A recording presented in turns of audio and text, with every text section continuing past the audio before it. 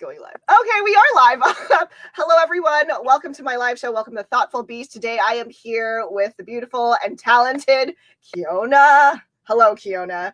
Hi. Would you like to tell us a little bit about yourself, especially because I know that you've been an activist for a very long time?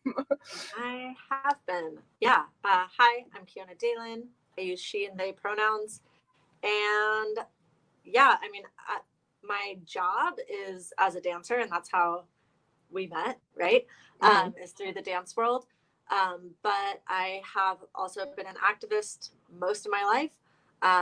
I grew up in a family of activists. I've had various jobs with nonprofit organizations where that was a part of the job.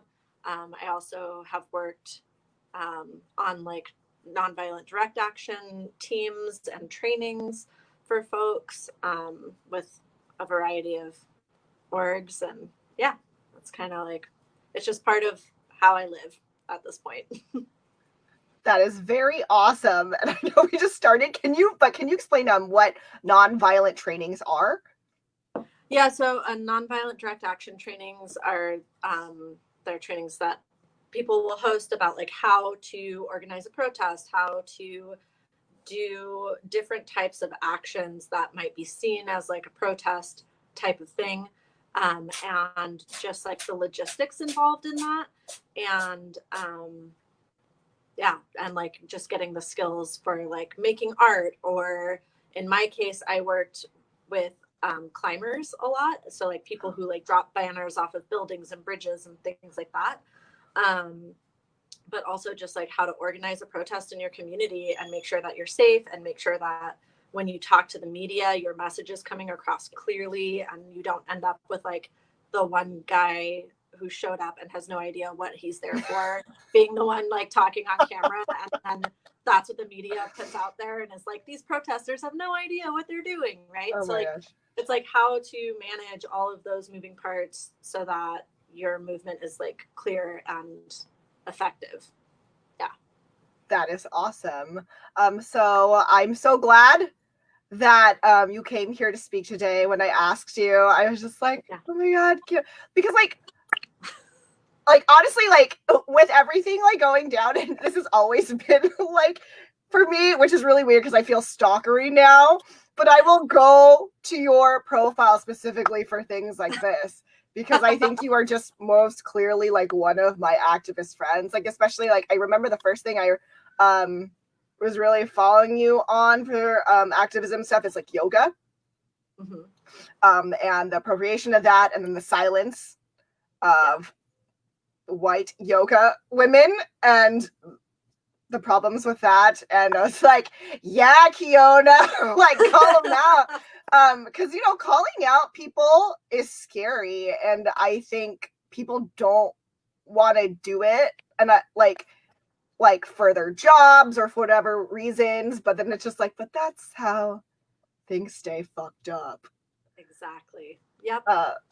So thank you for coming. I'm really excited to have you here and listen and to learn to what you have to say. So let's discuss the topic. What did you come here to specifically talk about today? Well, I wanted to talk about just like the options that people have to get involved in everything that's going on right now, because I see a lot of people like, oh, I can't go to the protest because they're for 1,000,001 reasons. They have little kids at home or something. Sorry, my cat's like on my lap. Yeah. My cat. Hi, kitty. So I'm gonna move. Bye, kitty. Bye, cat. Yeah, but like there's a lot of reasons that people can't get out there, but they're like, I want to do something, I want to be a part of it.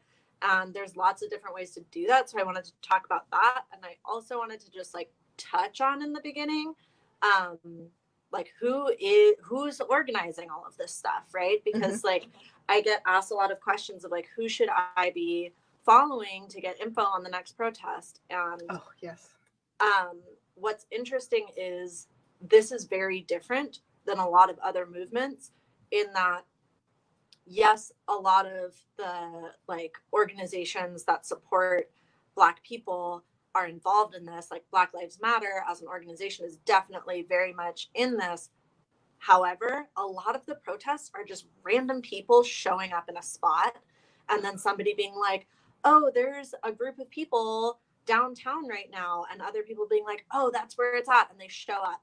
And it's been there have been organized protests, and there's also been a lot of protests that like don't actually have a central structure to them. It's just people showing up who like want to be out there and say something, and be a part of this. So like follow your local Black Lives Matter chapter, of course, is like a great way to find out about what they are doing. But you might find that like a lot of the protests that are happening aren't necessarily organized by them. It's really just people coming together. And I also want to touch on that same vein, the whole Antifa thing that's going on. It's not an organization. It's not a group of people.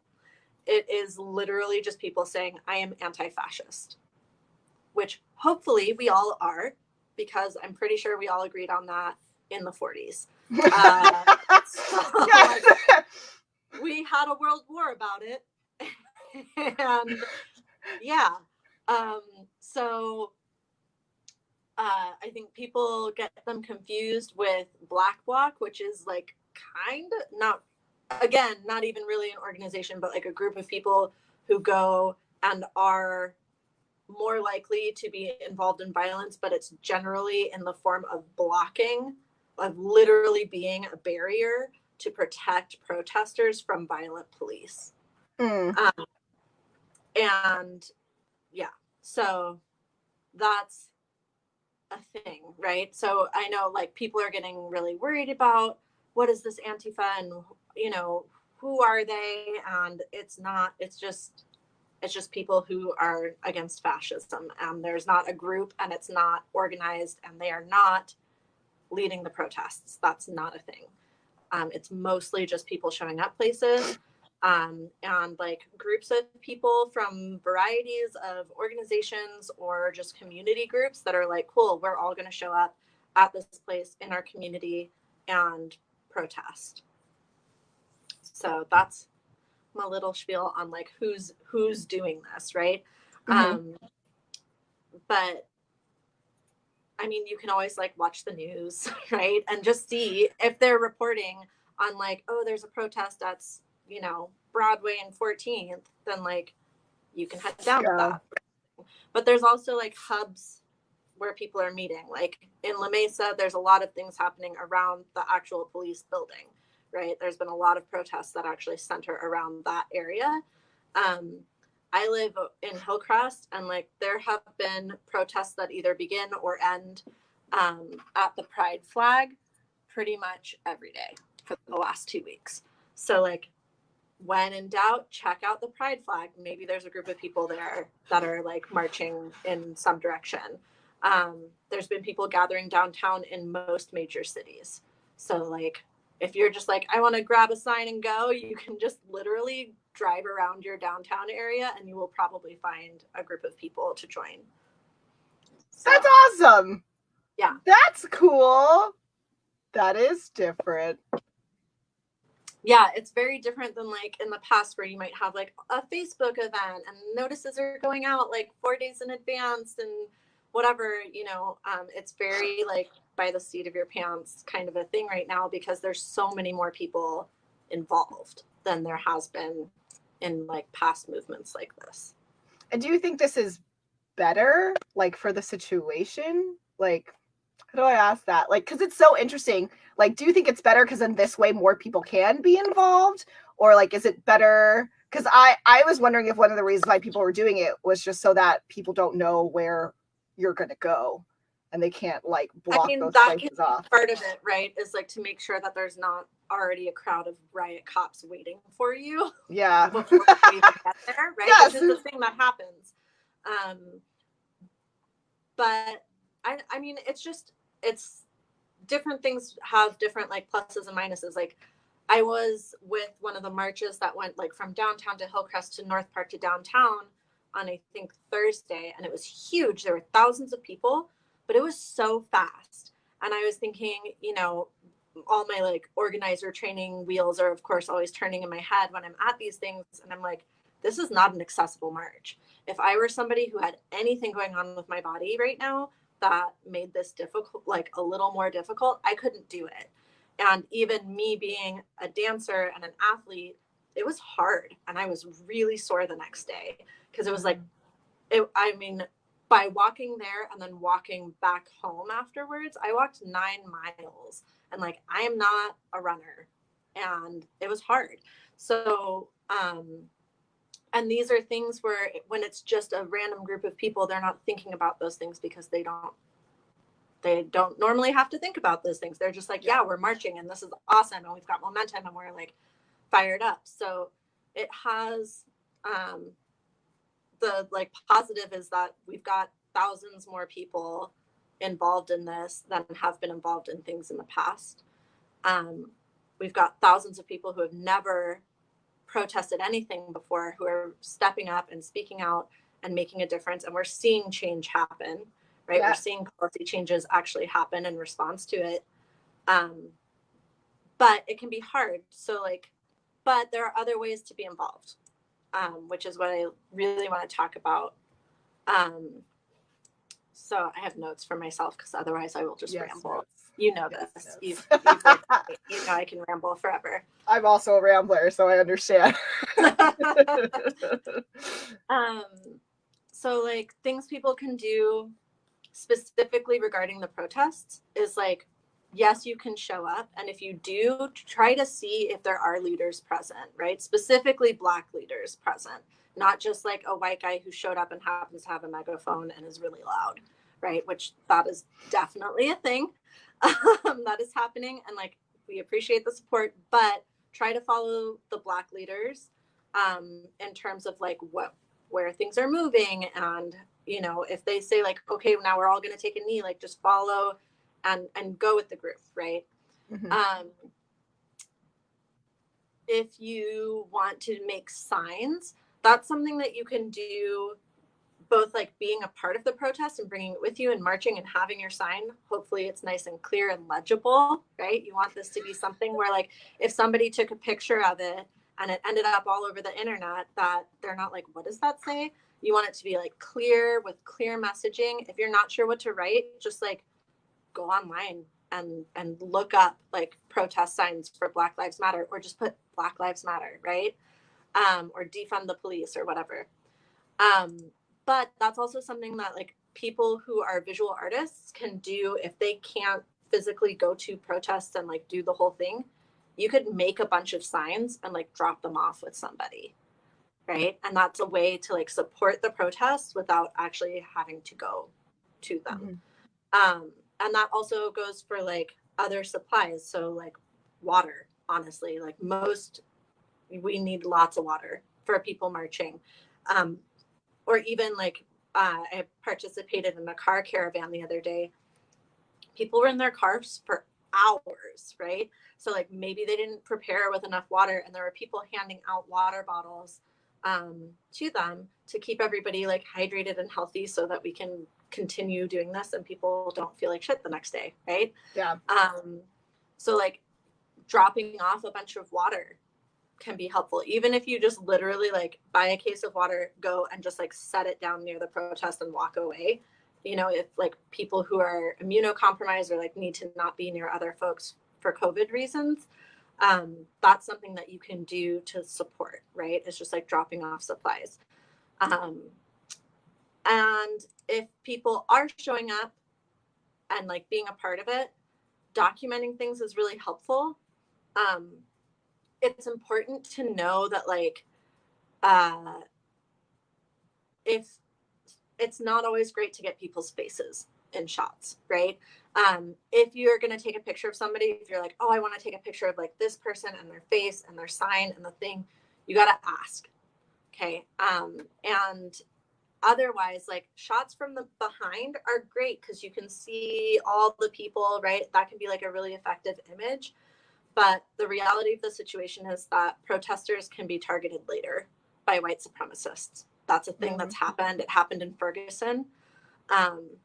And so while it's really important that we get these like images and things from people who are on the ground and not just from like major news networks, and like especially if the police are acting up and being violent, that we have like documented proof of the police brutality that's happening.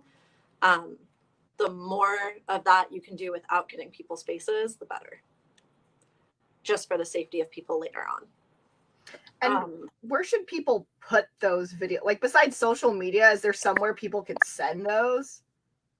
I mean, you can send stuff to the ACLU because they handle and like get involved in a lot of like the legal processes that might happen afterwards if people are, you know, in court for this type of thing. And there's also ACLU has an app, and I can't remember the exact name of it, but if you Google it, it'll show up. There's an app where you can document police like activity, and it will live stream it to their like cloud storage for the ACLU. So it automatically goes, and that can be something that you do like just in case things go bad, right? And in case you end up losing your phone or it gets taken away or something like that, that's an option. But that's all stuff like if you're willing to be there in the thick of it, which a lot of people can't do. And even people who can do it, you can't do it like every single day because it gets absolutely exhausting, you know? And there's stuff happening every day. And part of what we have to do is have a diversity of tactics so that people can, you know, like take turns and take the time they need to recuperate and like do self-care and like just care for yourself and your mental health and your physical health, because it can be really exhausting and taxing. Stuff folks can do like on the sidelines is like I said, like dropping off supplies and stuff, but you could also be an emergency contact for somebody. Like if you have a friend who's going to go to a protest, you could be their ride, like drop them off, pick them up, even if things don't go poorly and they're not like, you know, trying to escape a violent situation or something. They might just have tired feet at the end of being on their feet for 4 hours, right? And it's really nice to have somebody who's just going to give you a ride afterwards. And that's like a support role that people can do, or just being an emergency contact and just like being at home, keeping your phone nearby and staying sober until you know that everybody's home and safe. You know what I mean? So real, very real. Well, like, you know, I mean, it's quarantine, right? Like people are drinking a lot, smoking weed, whatever, that's fine. But like, we want to, if you're going to be an emergency contact, that's something to keep in mind, right? Like you need to have all your wits about you and be a safe driver if you're going to go pick somebody up, or maybe pick somebody up. And then like stuff that you can do just straight up from home is like donating to bail funds. I know that you have a link to one of them. Available. Yes, they're scrolling down there, and I also put a comment on the Facebook. It's not pretty. Sorry, that comment does not look pretty, but whatever. All those links are real. There are 3 in there. There are 3 in that pinned comment that you guys can choose from. Yeah, so like bail funds are a great way to help out protesters that end up getting arrested, to help them get out of jail or pay their legal fees if they're prosecuted, which most of the time does not happen. But yeah, bail funds are like super important right now. And that's something you can do from home whenever at your own convenience to support the people who are protesting.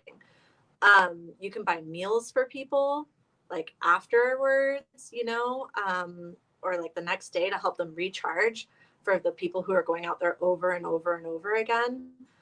Just like showing your support to them.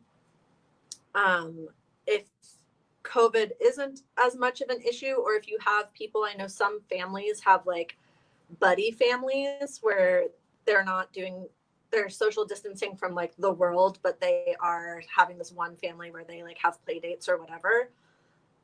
If that's you, providing childcare so that the parents can take turns participating in things can be really helpful, just to let people have an opportunity to like get out there and do something and not have to worry about the safety of their kids.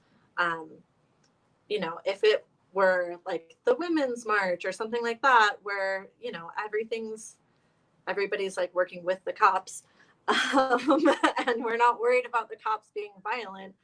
That's like, you know, take your kids, sure, great, show them what it's like to like march and stand up for things and whatever.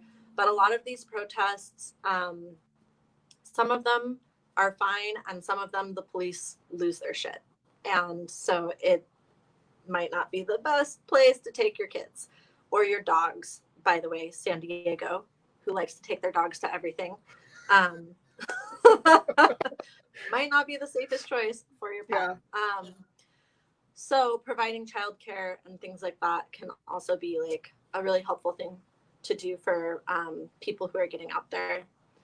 And then also just like then moving into like following through with supporting the demands that are actually being made, right? And most of that isn't a matter of protesting, it's a matter of speaking up and taking action and getting educated. Because this is not going to be a like 2 weeks and we're done thing. This is, we are working for like massive overhaul of how policing happens in our country and all the things that are connected to that in the like white supremacist structure that like it permeates our whole society, right? So like right now the focus is very much on police, and that in and of itself is really complex and has a lot of moving parts. Plus it's connected to all these other things, right? That are going to need to change if we want to actually have a society that doesn't uphold white supremacy. Yeah. Let me see. So, what does that look like? Right? Yes, titles. Right? So one of the things that happened just today, and I think it's still going, it was still going when I joined this call, is there's a city council meeting happening right now about the city budget, and people are calling in to make public comments, and it has been non-stop for hours. With people calling in saying, we do not want you to increase the budget for the police, which is what's on the table right now. We want you to defund the police. We want you to invest that money elsewhere in education, in social work, in healthcare, in housing first projects for homelessness. Mental health services, the whole thing, right? Like these are all things that our communities need that right now, often the call goes to the cops and they're not trained to deal with any of those things in any sort of way that is productive or helpful, or like caring, right? Like they are trained in violence and then they're called to respond to just about everything. And that doesn't make sense. When we could invest in social workers and teachers and, you know, mental health providers, mental health service providers, and all of these things that we have enough money to do. It's just that all that money's been going to the police. So we're trying, that's what that whole thing about defunding the police, it's about moving that money into the communities so that we can actually support people instead of just arresting them anytime something is no good and risking their safety because our police are trained in violence. Yes. Thank you for bringing that up, because I don't think people realize, like, I think some people when they think like defund the police, they don't realize like there's the other half of it. It's like defund them so that the funds go somewhere else. Because a lot of the time we're told there's not enough money to do things like let's like up, you know, like the support for mental health services. There's not enough money, but like you just said, like there is. It's just being funneled one way. Right. And like people are like, well, how can you defund that? And it's like, we've been defunding our education system for years, right? Like, how often do you hear that, like, oh, the budget has been cut for education again, right? And it just keeps going. And this is not just on a city level, this is on a national level, right? That our education budgets have been shrinking and shrinking and shrinking. And the money instead is going to the military and to the police. It's going to these militarized operations of violence instead of supporting the community, right? And so people can support that work by calling into your city council meetings, or just writing to your representatives, right? Writing to your city council people, your state legislators, your federal legislators. You have all of these people that you vote for, right? That represent you, and talk to them. They are there for you. And if they don't do what you like, vote them out, right? Yes. And like help organize to get them out of here. We have a huge election coming up in November. Yes, the whole presidency is one part of it, but there are so many other people up for election, and doing the research and knowing what they are supporting and paying attention to what they're doing right now, right? Like this is a big moment in our history, and paying attention to the way that they are reacting to it and the way they are responding to it will help hopefully shape how people vote in November, right? So that is something that people can be doing and talking about with your family, with your neighbors, with your friends, about like what is happening with your elected officials right now. How are they responding to this? How are the people running against them responding to this? Do they actually have your best interest in mind, right? Yes. Keeping in mind, of course, they all just want to get elected. Yeah, that's the hard part, because like part of it is like researching how they voted in the past.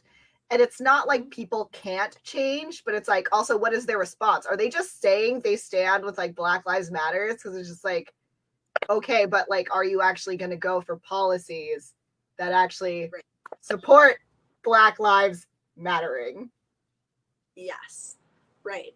And like knowing if somebody has a track record of actually standing up for disenfranchised people, for marginalized communities, right? Or if there's somebody who's just like, oh, this is the right thing to say right now, you know, and keeping an eye on how they follow through between now and November. If there's somebody who is speaking out and you're like, you're saying that, like, and it's surprising, like Mitt Romney, for example, which was just like, right, who's marching right now and saying Black Lives Matter and blah, blah, blah. Cool. Well, let's see what you actually do between now and November, right? Or now in 2024, which I think he might be trying to run for. But like keeping an eye on how they follow through on that, right? Mm-hmm. And then like us as people following through in our communities, like following through by supporting Black people in your everyday life, right? And that can be like emotionally and physically with friends that are close to you, and like reaching out if you need to. But if you don't already have a relationship where you reach out to each other, please leave your Black friends alone. I'm just gonna say straight up, like my inbox has been blowing up the last 2 weeks with like well-meaning white people to whom like I'm probably one of their only Black friends. And it's weird and it's awkward, and it's like these are people that have never checked in on me before about anything, but right now they're like, oh my gosh, Kiona. And I'm like, okay, I appreciate that. And now you're asking me to like do this work with you, and really like you're not one of my emotional support people in general. Mm-hmm. And that's weird, right? So check in on your friends that you would normally check in on anyway, right? And like be there for those people. But if you want to support somebody like physically or financially, if you want to like donate to people's Venmos or you know, buy them some food or something like that, right? That is a gesture that will probably be much appreciated.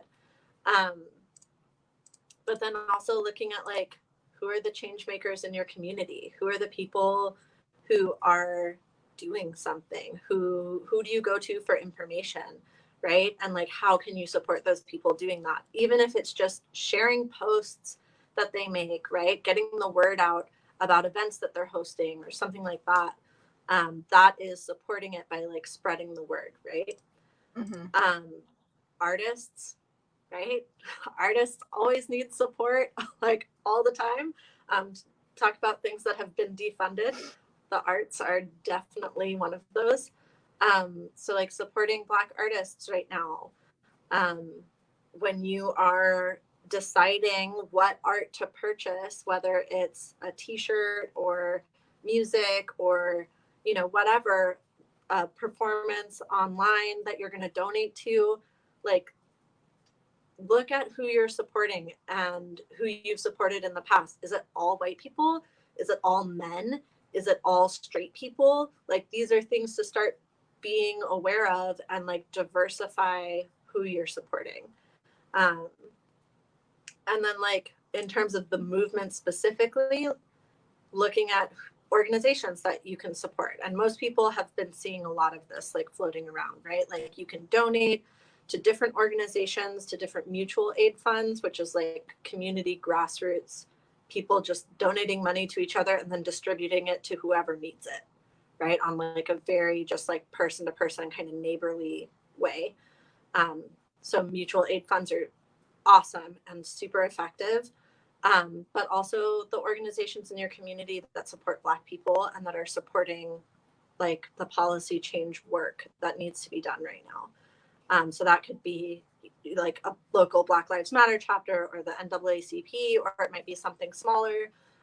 San Diego has a lot of organizations that are not necessarily like chapters of a national thing, but are just local groups of people doing the work in community. And then like people who have money, right? Who have like a lot of money. Because it's like one thing is like people like me, like donating a little bit here and a little bit there when we can. But like some people have a lot of money and have wealth. And if you have that, like investing in youth is huge. And that could be literally giving money to like a college fund for a Black teen in your community, or donating to historically Black colleges and universities to support their scholarship funds, right? These things that, you know, the Black community in general has had less access to education and to money because it's been systematically like just roadblocks have been created systematically to stop Black people from accumulating wealth or power, right? So helping to like even that playing field by being mindful about where you're investing money can be huge. Also like educating yourself, right, is like another thing that we are hearing so much about. And that is one, like I get so many questions from people about, you know, what book should I read or what documentary should I watch? And Google it, friends. Like Google it. There are so many lists out there already available. If you just look up like whichever part of you want to learn about, whether it's you want to learn about the civil rights movement of the 60s and you want to just like dive into that, just like literally Google it. Just Google like documentaries on this. Or if you want to learn about privilege, if you're like, I don't really get this and I want to learn more, Google it. Google like what is white privilege or resources on white privilege, and you will get lists that have already been curated by people who like put in that labor. It's out there and it's available and it's really easy to access if you just literally take 5 minutes and do a Google search. Yeah. They'll list it by streaming service too. Yes. Yeah. Find it by streaming service. Like, these ones are on Hulu. These ones are on Netflix. Like they're available, you know, or if you're somebody who really can just tear through books, then like there are so many lists of like books about white privilege, books about systemic racism, books about dismantling white supremacy, right? Books about Black power and Black revolution, which if you are a Black person, you should read, right? Because like we're not given that stuff in school for sure. And so it really comes down to like how much you're given by your family, by your community directly, and then what you're willing to like search out for yourself. And I super recommend when you're doing these things, when you're doing this research for yourself, check who the author is, right? And like it's so important, you know, and yeah, like read stuff by Black people, please.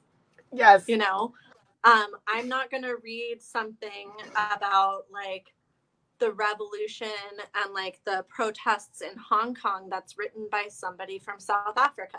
That doesn't make sense.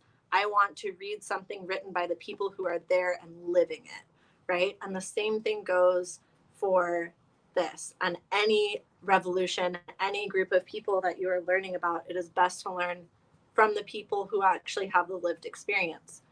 And that can be when we're reading books and when we're reading articles like that are, you know, resources, or watching documentaries that are made by people. But also, like, what news sources are you subscribing to? Right? Like, is it only major network news? Is it, you know, revolutionary leftist stuff that's super slanted and written by white people?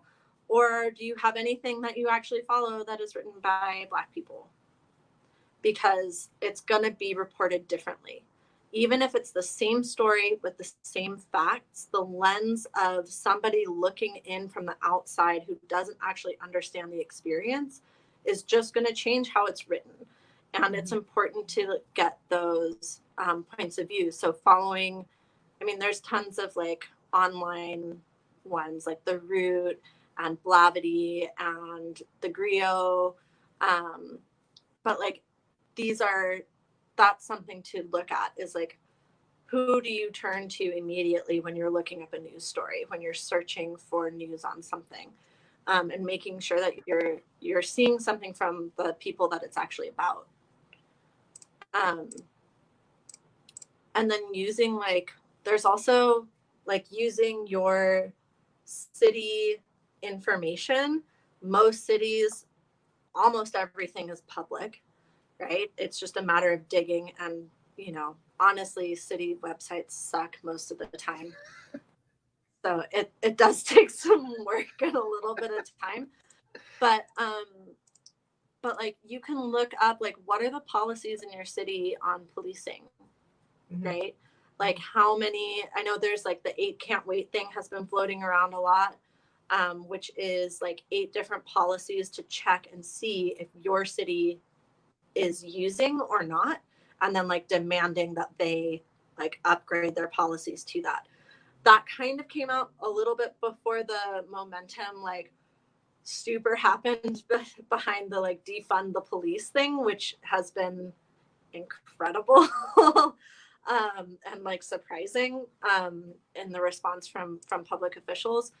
But still, these things are important. So things like banning chokeholds and strangleholds. Some police departments have banned them. Some have banned them just now recently in response to protests. Some had them banned already. And like, that's something that you can easily look up, is just like, does my city's police department, you know, have a ban on strangleholds and chokeholds? And you can see that. And if they don't have a ban on it, then you write to somebody, or you call in to somebody, to your city officials, to the chief of police, you know, whatever you feel comfortable doing. But like, getting that out there and saying, hey, I'm a citizen. I pay your bills with my taxes, and you have to ban this. You have to ban strangleholds and chokeholds. This is not something that is reasonable to use against citizens, right? So looking up the policies that your city or county, if you're living like in a rural location and you're dealing with like sheriffs, looking up what your city or county has in place already to like reduce violence from the police. And if they don't have anything, being able to start being vocal about it, right? And we're talking, like, a lot of what's being talked about right now is defunding the police, which I already kind of mentioned, which is really like taking all that money in the city budget that's devoted towards police and taking it and putting it into other things to prevent crime from even being a situation, right? And really addressing things that are being treated as criminal acts that aren't, like homeless people. Homeless people get harassed by police and arrested all the time because they don't have somewhere to be. If we had housing first homelessness programs in place where these people were getting homes to live in and help to get back on their feet, then that would not be something that people would need to be calling police for. Need, you know, you don't need to call the police on a homeless person, but you know what I mean? Like, people are doing that because they're uncomfortable, but really what needs to happen is that person needs help. They need social services. And if we can move that money, that's going to help make everything so much better than just arresting people. And also demilitarizing the police, demilitarizing the community. So like right now we have police tear gassing and shooting rubber bullets at people, at citizens, when tear gas is a chemical weapon. It is against the Geneva Conventions to use that in war, but apparently it's okie dokie to use it on peaceful protesters, right?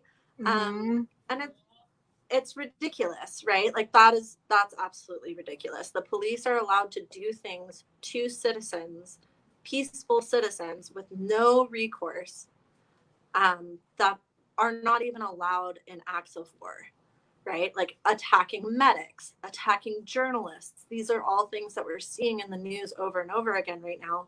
And the police shouldn't even have those weapons to begin with, right? So that's one of the things that people can write to your local elected officials about, right? Yep. And then when we look at like, who do you call? You can put in your address on Google and say, who are my representatives? Put in your address and it will literally just list it for you. It will tell you like what city district you're in, what state assembly district you're in, you know, who are your senators and your congress people. It will tell you literally every single person, and you can just start calling and like clicking on those people and, you know, write an email, do a phone call. Even if you write one email that you like, you've got your email crafted and you're like, yes, this is it. And just like copy paste it and send it to all those people. Right. Yeah. And that is doing a lot more than not doing anything. Yes. Yes. Take advantage of the internet, dude. It makes everything so easy. It's just such a great tool for like finding ways to be active. That doesn't necessarily mean you have to like go out there screaming and shouting with a sign, even though I'm like all for that and really enjoy it. But like there are other things you can do, and like I cannot stress enough, a quick Google search will like put you in the right direction. And then like having conversations with friends and family, this is like, that's hard, right? This is the hard shit, because it's like, I love this person, they love me, I don't want our relationship to be weird, but realistically, like they are more likely to listen to people they love, you know? And being able to find ways to have those real conversations will make your relationship better, because you're being real with each other and honest. And it helps everything, right? It helps the more people that we get to be caring and understanding about these things, the better off it's going to be. And it is, if you see something, say something. And that can be hard and it can be scary, but I promise it is really, it feels good. It feels good to know that you stood up and said something, and that you're being true to yourself and what you believe in. Like if you witness something, and even if it's like something small, like a microaggression, and you just say, hey, that's not cool, right? Do you want to talk about it? Something like that. Instead of just being like, hey, you're an asshole, or like, that's racist, right? Which like doesn't generally come off very well, but like, hey, let's talk about that. Let's take a step back and unpack what you just said, and like did you know that that could come off this way, or something like that. Did you knows work pretty well, right? To like, if you're afraid of feeling confrontational. I am not one of those people. I'm like all for confrontation, but you know this. Yeah, I do. It's great. I mean, it's great. Can you kind of define and give an example for what a microaggression is? Oh, yeah, sure. So microaggressions are like small acts of isms, right? Racism or like homophobia or transphobia, those kinds of things. So it could be, and it's most of the time, like it is not somebody meaning to be racist or meaning to be transphobic or etc., right? Like it is unconscious biases coming through in generally like ignorant comments. So like people will tell me like, oh, people ask to touch hair, right? Like that's a microaggression that we hear about a lot. People asking to touch black hair. Doesn't happen to me as much now that I cut it all off, but when I had my hair out, and especially when I had dreads, people wanted to touch them because they're curious. But to me, on this end, I'm like, I am not an animal at a zoo. Your lack of knowledge of what black hair feels like is bizarre to me, right? That's weird on my end that you wouldn't even know what black hair feels like. That tells me that you are not like intimately close with black people, right? Like, Yep. that you Yet just they want aren't to touch you. want to touch you, and it's weird, and it makes me feel like my race is here for like your enjoyment and display of something, and it's weird and it's racist because you wouldn't say that to a white person, right?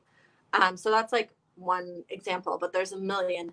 And I super recommend people look it up if you haven't learned about microaggressions, because a lot of people do it. Almost everybody does it to somebody. That's another group that you don't have a lot of knowledge or like in-depth experience with. It happens a lot, all the time, and it hurts. And it's like, it's not, you know, the same as somebody like coming after me in a really hateful way that's scary, but it's just like, it's annoying. And the more of it that builds up, the more hurtful it becomes, right? So it's something to be aware of. It's something to look up and begin to recognize for yourself, and also recognize in the people around you. And it's different in different communities. Like the microaggressions I experienced in San Diego are very, very different than the ones that I experienced in Philadelphia when I lived there. And they're very, very different from the ones I experienced in Tucson, Arizona when I lived there.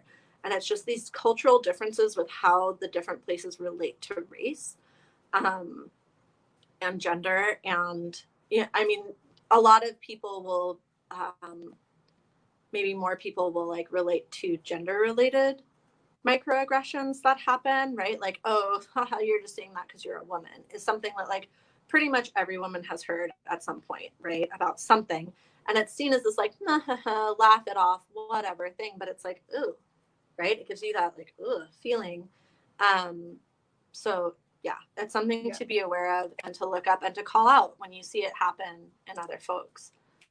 And then like something that I don't see people do a lot, but is totally available to you, is like, if you see a video of something happening, like in a business, right? Like we've seen like the Starbucks situation, right? Where people are just there being people, and somebody calls the cops on them, and like Starbucks like went along with it, right? And then later, of course, like the corporation as a whole was like, we support Black people and we're very sorry.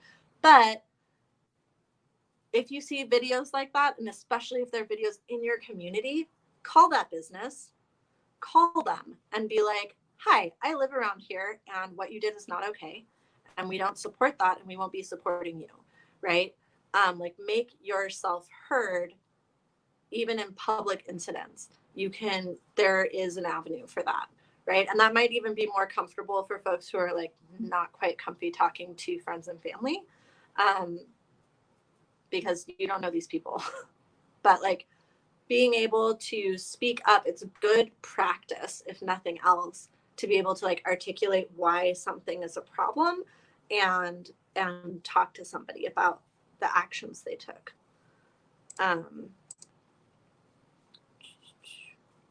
That's a good one. And I then didn't like, think about that.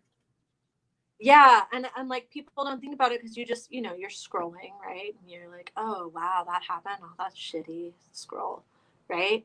And like say something to them, if especially if it's in your community. And then like talking to kids and thinking about like how we relate to our youth is so important, because like they're the ones, they're coming up next, right? Like they are the future, and they're inheriting what we give them, and that includes the knowledge we give them. So like most schools do not teach comprehensive history that actually includes like the experience of any people of color, much less Black people, right? So check and see what are the schools in your area teaching. You can find out, right? Yeah. And contact them and be like, you need to include this in your curriculum, or do it at home. If you're somebody who has kids, like supplement the curriculum from school. Ask your kids, like, what did you actually learn about slavery? What did you actually learn about the Jim Crow era? What did you actually learn about civil rights movements? And supplement it with information that you have learned. And there's tons of stuff out there for kids. Again, quick Google search of like, you know, books for kids on XYZ, like literally any topic, and there will be lists of them. Whether it's just like books that feature Black people as the hero, it doesn't even have to be a book about race, right? But just having them have these figures in their lives that they're not just seeing Black people criminalized, right? Which is what we see a lot in media, even if it's like ambient over here and they're not reading the newspaper, or they're not, you know, they're not the one like being like, Mom, can we watch CNN or whatever? But if it's on in the background and all they're seeing are mugshots of Black people, that gets in there. That's part of how systemic racism like stays a part of our culture, right? Is that like it's planted in us from childhood. And so the more we can do to interact with our youth to dismantle that and give them other perspectives, and like a deeper understanding of other cultures and people, the better things will be in the future, right?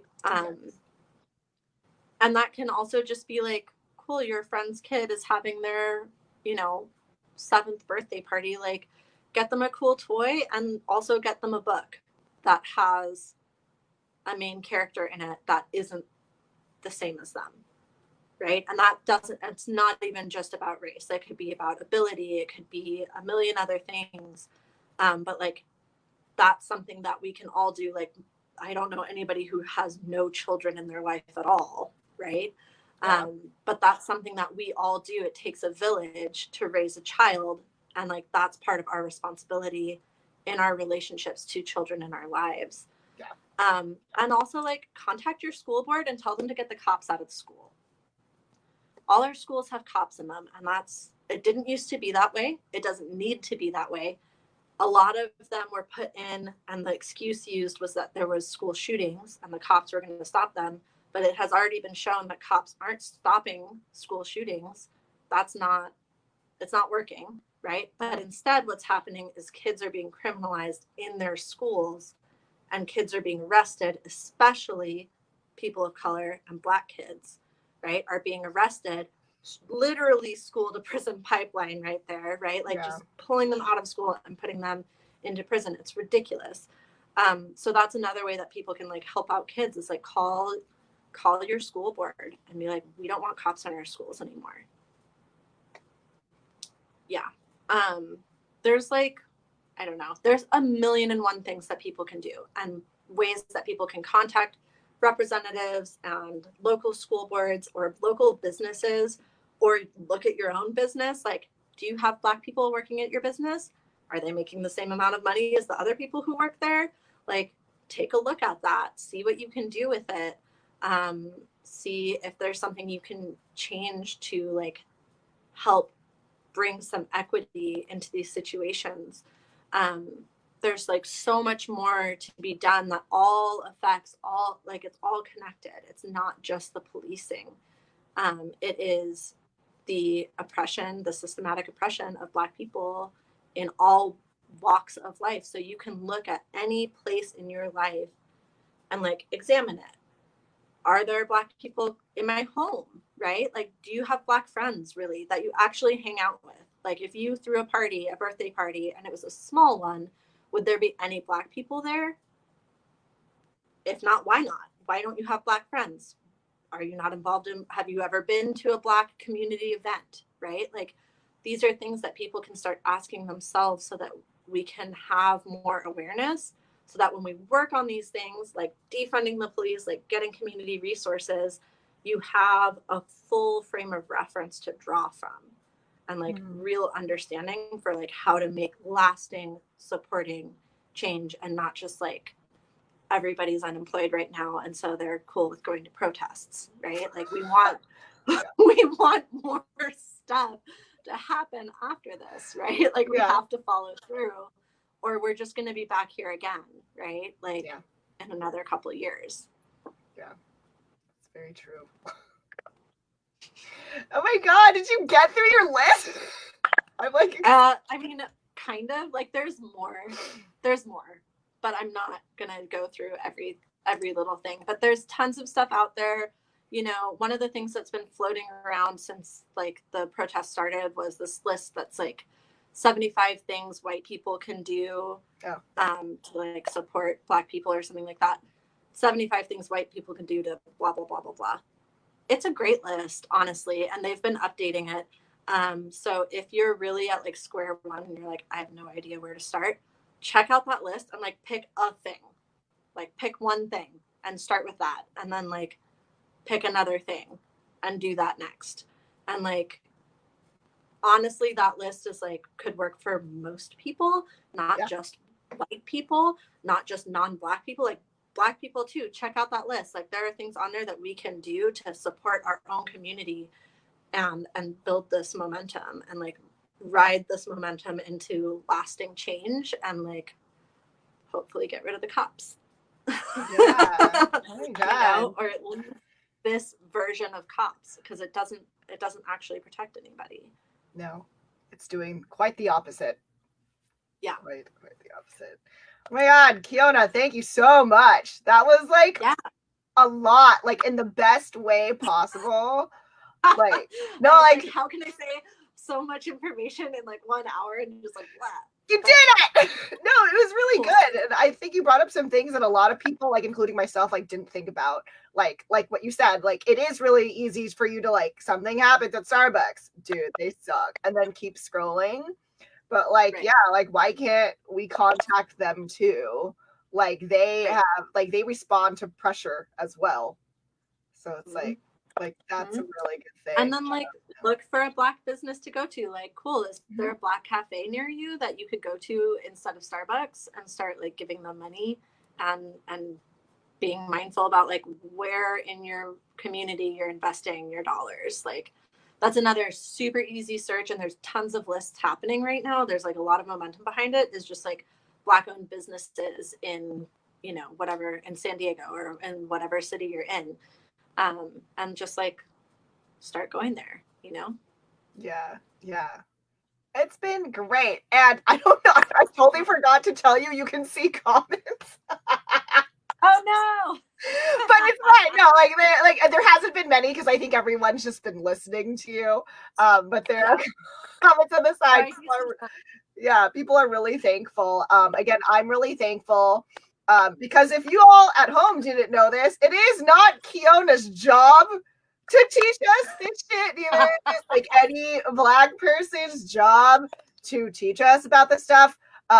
She was very gracious. Like, and I use that word. Like, she's very great. Like, she's been very gracious because she's decided, you know, on her own time, while she's tired between all the things she does, to come and speak to us because it is important. But yeah, like she said, Google, man, like Google it. Google it, friends. Stop texting your Black friends. Just do a Google search.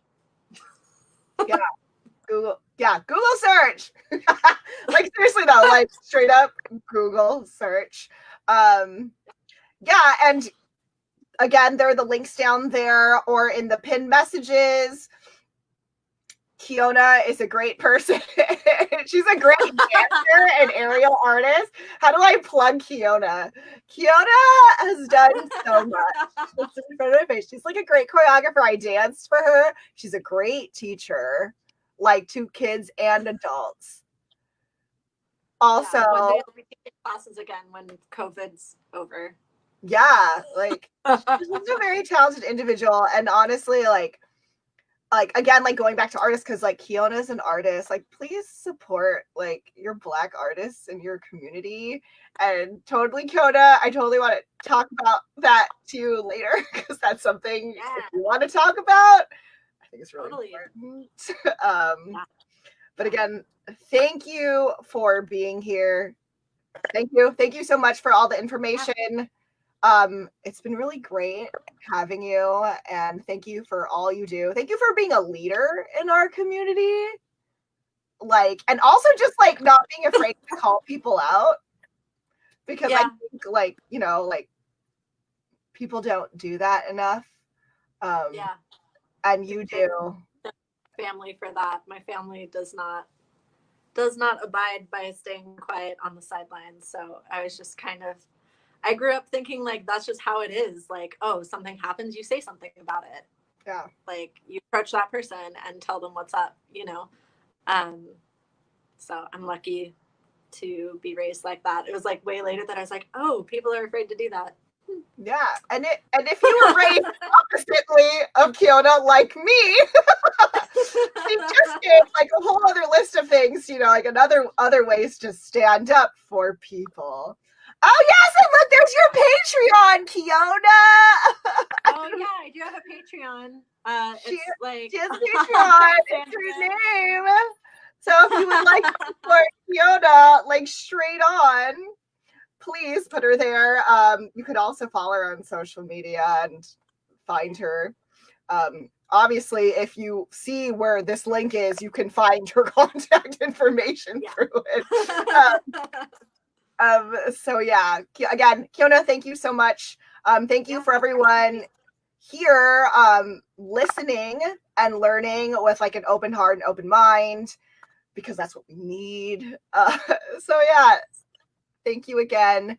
And I hope you guys tune in for the rest of the week. Tomorrow, I'm talking with Crystal about how to be a better Asian ally, because there is straight up racism. Like, if you did not know this, there is like a lot of racism from Asians towards the Black community, and it's fucking stupid. So we're going to talk about that tomorrow.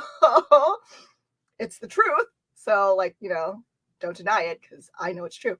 And then on Thursday, we're having my boss, Summer Briggs, come and talk about things that you don't realize that are racist that you are doing, which I think is a great thing to learn about. So again, Kiona, thank you. And I hope I see everyone else. I hope you're learning. I hope you're listening to Black voices. Again, like Kiona said, when you go to the protests, if you go, please find the Black leaders,